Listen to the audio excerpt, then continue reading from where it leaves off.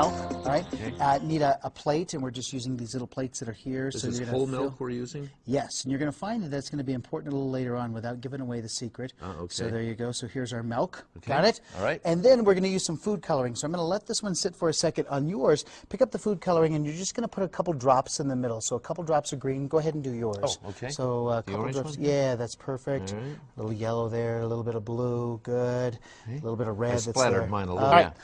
So we want the milk to move, and believe it or not, to get the milk to move around so we see a burst of color, we're going to use Dawn dish soap. All right, so just any hand dish soap, but we're going to use this as our piece there. And we have some cotton swab. So go ahead and take your cotton swab, dip it down into the soap, and then kind of work it off to the side so it's not super drippy.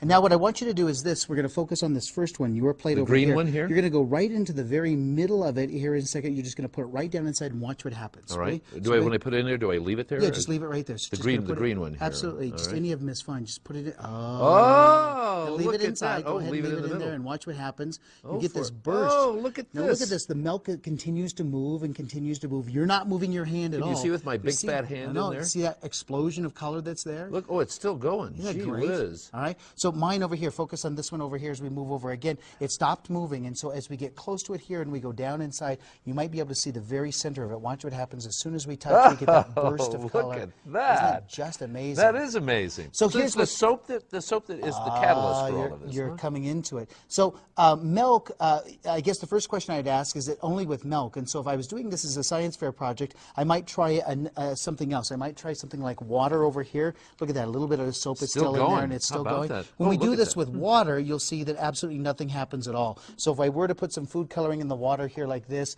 and then try to put this in here, it doesn't move around. Yeah. It gives us an initial little, it moves out of the way, but then it doesn't move around like you see with the other ones. So the secret is the fat in the milk, all right, and the soap. Oh. So soap.